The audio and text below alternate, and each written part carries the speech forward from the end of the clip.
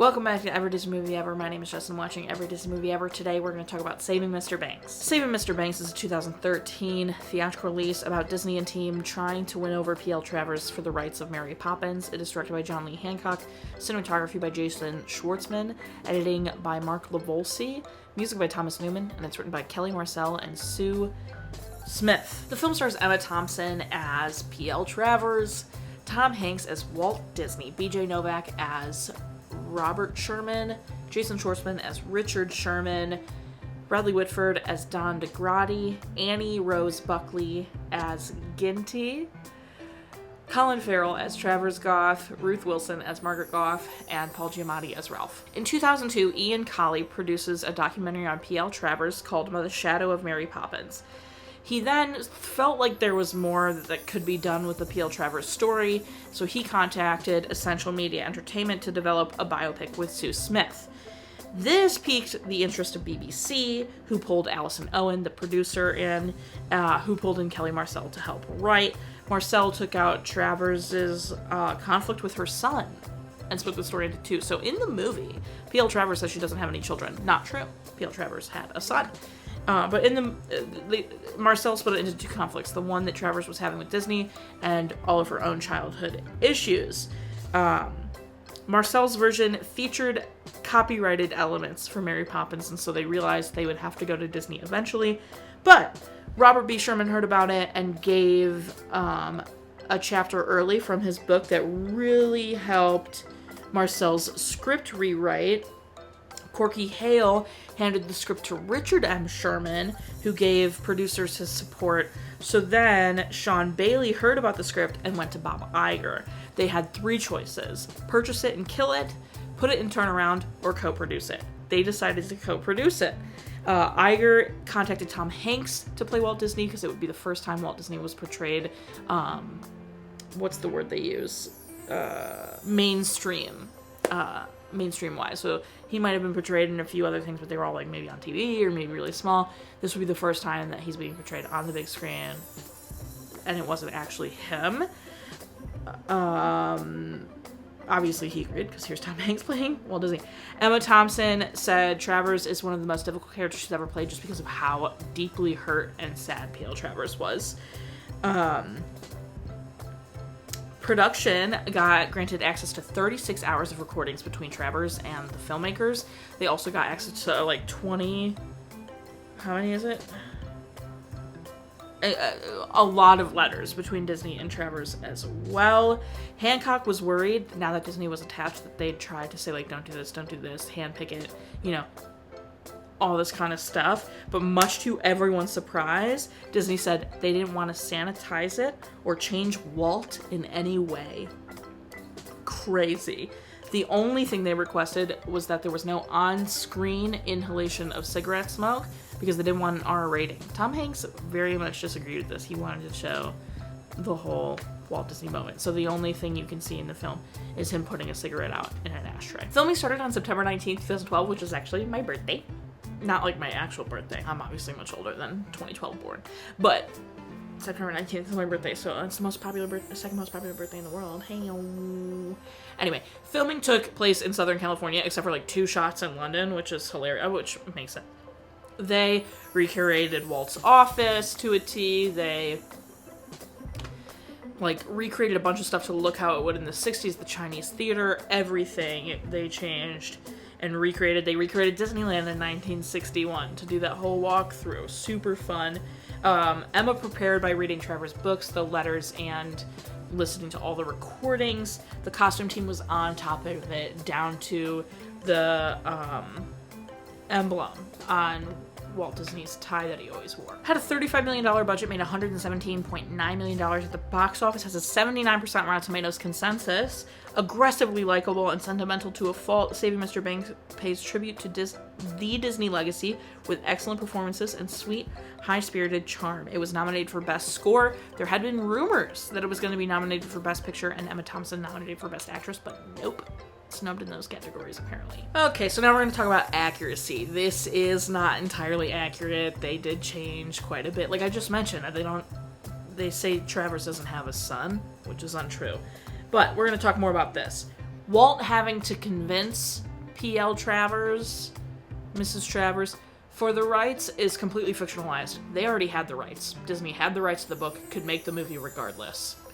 It was a 2-week time period. Another thing was, Disney actually wasn't present for most of the time that she was there. He was on vacation. So, him being depicted there for the film is entirely false.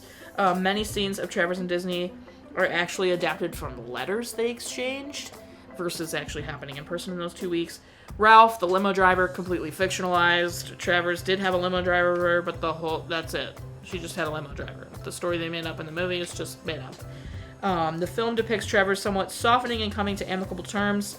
She did no such thing. Nope, she never approved softening Mary Poppins, didn't care about the music, and never liked the idea of animation. She remained steadfast and firm. She never softened in that stuff. She was initially not invited to the premiere. That's entirely true. But then she embarrassed an executive into inviting her, so that happens a little bit differently in real life. After the premiere, she insisted the animation sequences be removed. Walt Disney told her the ship had sailed. It's done. The movie is the movie. In the film, Travers' emotion is shown to be like a release to the relation of her father. In real life, she did cry at the premiere, but it was over anger and frustration over the final product. She felt it betrayed her artistic integrity. She vowed to never let Disney adapt another of her novels. It's even in her will. It bans any adaptation of her works by Americans in any form of media. Brian Sibley found Travers gun-shy from her experiences with Disney when he was hired to write a possible Mary Poppins 2. She would only do it on her terms. He sat down and watched the movie with her. She was excited at times, he said. Thought some aspects were great while others were unappealing. When approached about the stage production, she caved on the condition that British writers wrote it and that no one from the film production were to be directly involved with the musical's development. In the film, Travers' aunt is portrayed as the inspo for Mary Poppins. That is somewhat true. Travers' great Aunt Helen Moorhead was the model for Mary Poppins. Absolutely stunning. The cinematography is very gorgeous. I love the subtle difference between everything that takes place in the past with Ginty and the Goff family and everything that takes place in the present. Everything that takes place in the present is very, colorful. It's very vibrant, but it's very realistic looking, where everything in the past has this, not stereotypical warm glow, but it has this warm glow, especially because they're in the country of Australia and stuff like that. It doesn't have, the glow that would... It's not the, stereotypical cringe glow. It's just glowier, warmer, a different time, reminiscent type situation. Super well done getting the look together, just like it looks like the 1960s in the present day, all that good stuff. The visual gag of her telling them to unmake it up about Responsible and Richard shoving supercalifragilistic behind the current piece of music, that made me giggle. That's really good. The back and forth between the present day of what's happening between Travers and Disney and her history with her father and her mother is so masterfully handled in this film. I feel like when you have things like this going on, it's really easy to favor one storyline or completely forget one because you're not going back to it enough. And this is done so masterfully. They're interwoven perfectly. I feel like we go, obviously I feel like the present day storyline is favored more, but that's the one that's the big one.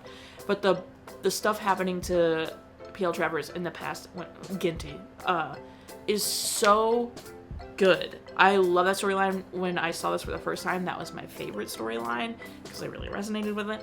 But it's just, the back and forth is so good. Shout out to the editors for that one. First of all, the Sherman brothers, especially their Mary Poppins stuff, is the best they've ever done. It's untouchable. It's so good. Wow. And then Thomas Newman, the day that man doesn't use a piano, he's not living anymore. It's just, it sounds exactly how Thomas Newman scores sound. It is beautiful, ethereal. It's perfect for this movie. It's great. The setup is interesting. Setting up P.L. Travers as running out of money and needing the money, so this would, give her some money so she can keep her house. Also, the setup that Walt doesn't have the rights, even though they did have the rights, is an interesting way to go about it. On the flip side, in the other storyline, the setup and sneaky setup of Travers having alcoholism is really well done. Walt Disney obviously just has that certain way. He was a successful businessman for a reason. I remember, so there's a scene where Ginty can, like, obviously overhear what Travers and Margaret are talking about. And I remember being a kid, hearing stuff my parents thought I couldn't hear, or seeing things my parents thought I couldn't see. So I think when I saw this in 2013, I was like 19 or 20. It would, like, I found it very relatable. I grew up with alcoholic dads. I could see stuff they didn't realize I could see. I could hear a lot of stuff they didn't realize I could hear. And so I really resonate with Ginty's storyline. And it's really powerful for me, that history storyline. Also really powerful for me, Colin Farrell's performance, because Colin Farrell is a recovering alcoholic and addict. So for him to do this is just like, ooh, it's my heart. The give her a drink, give her a hand scene is so painful. I get such bad secondhand embarrassment in that scene. It is literally...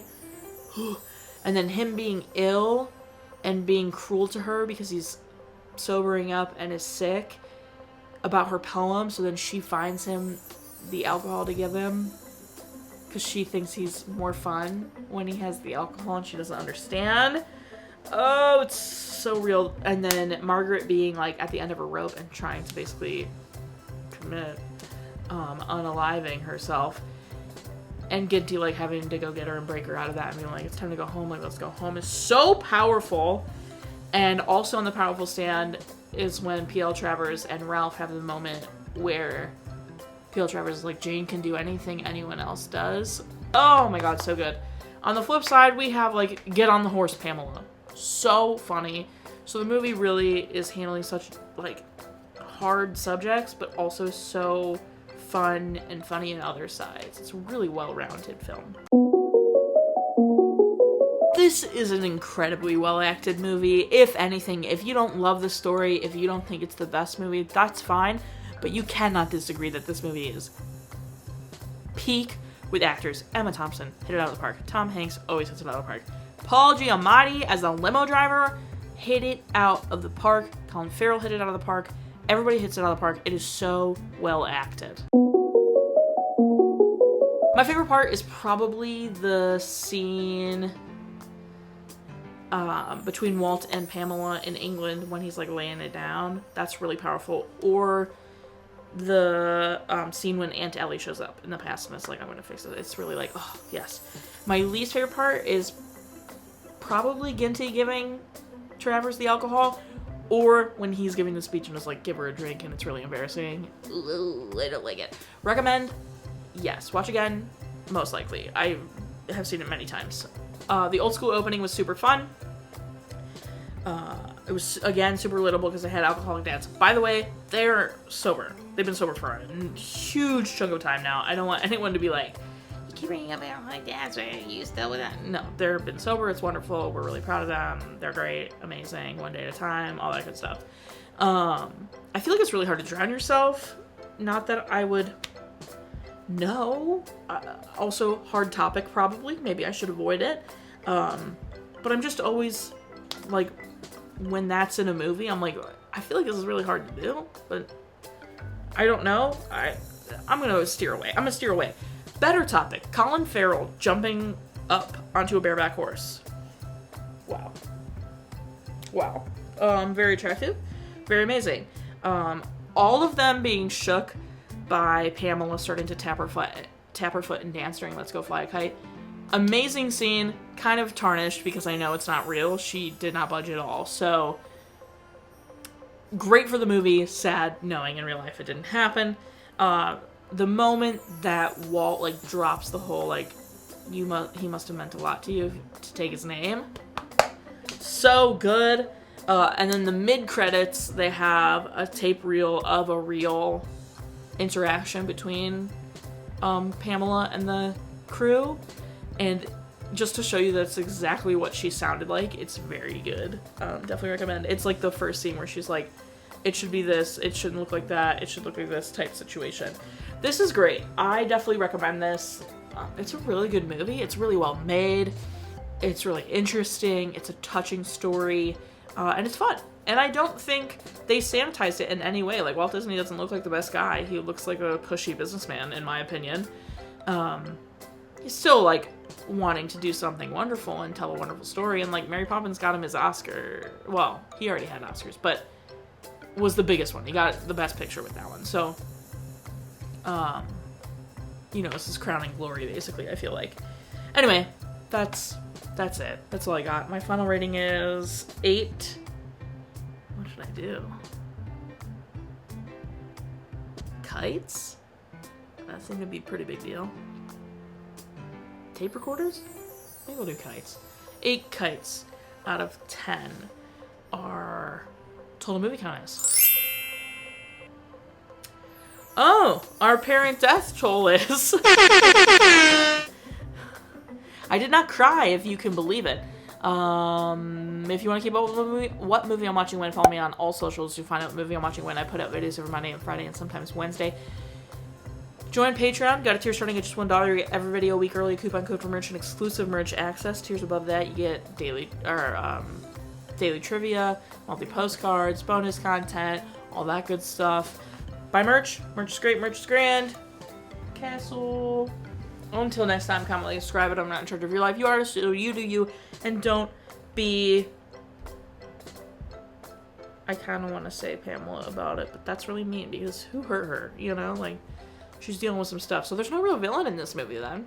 So be a good person. Let's go fly a kite up to the highest height. Let's go fly a kite and keep it soaring. I don't know the words.